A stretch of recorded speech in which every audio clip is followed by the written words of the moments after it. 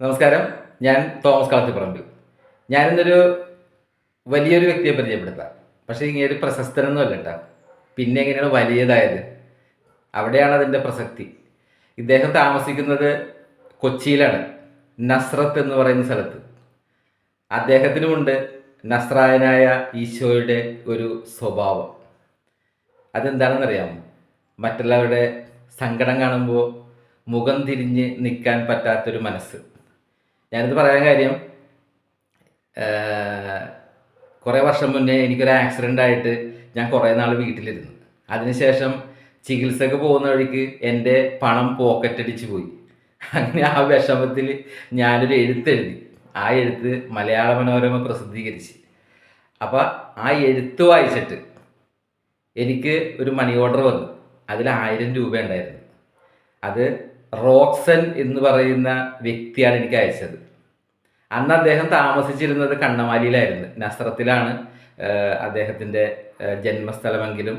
കാരണം അവിടെ താമസിക്കാൻ കാര്യം, വർഷങ്ങളായിട്ട് ഇദ്ദേഹം വാടകയ്ക്കാണ് താമസിക്കുന്നത്. ഇന്നും വാടകയ്ക്കാണ് താമസിക്കുന്നത്. അദ്ദേഹത്തിൻ്റെ പേരാണ് റോക്സൻ, ആ വലിയ നന്മ. ഞാൻ എൻ്റെ ഈ റെസ്റ്റൊക്കെ കഴിഞ്ഞ ഒരു ദിവസം റോക്സൻ്റെ വീട്ടിൽ ചെന്ന് ഈ റോക്സനെ അന്വേഷിച്ച്.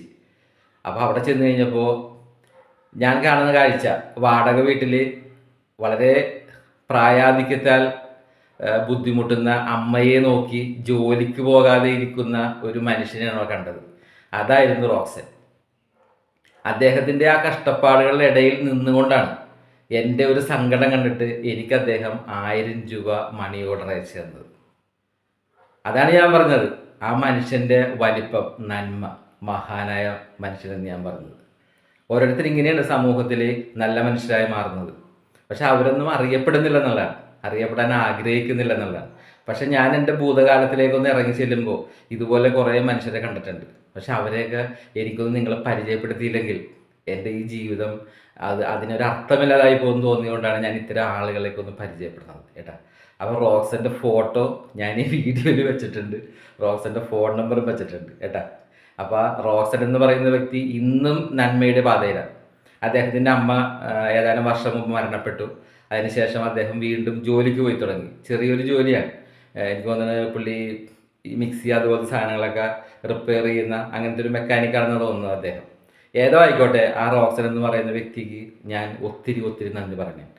ഇത് നമ്മുടെ സമൂഹത്തിലുള്ള ആളുകൾക്കൊരു മാതൃകയായി മാറട്ടെ.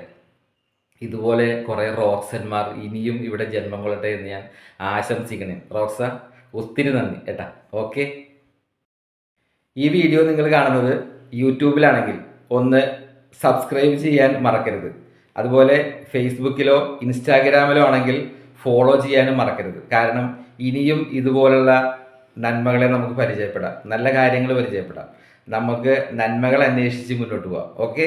അതുപോലെ തന്നെ ഇത്തരം വീഡിയോസ് നിങ്ങൾ നിങ്ങളുടെ സുഹൃത്തുക്കൾക്കും മറ്റുള്ളവർക്കും ഷെയർ ചെയ്യാനും മറക്കരുത് കേട്ടാ. അപ്പം നമുക്ക് ഒരുമിച്ച് അന്വേഷിക്കാം, നന്മയുടെ പാതകളിലൂടെ നമുക്ക് യാത്ര ചെയ്യാം. ഓക്കെ.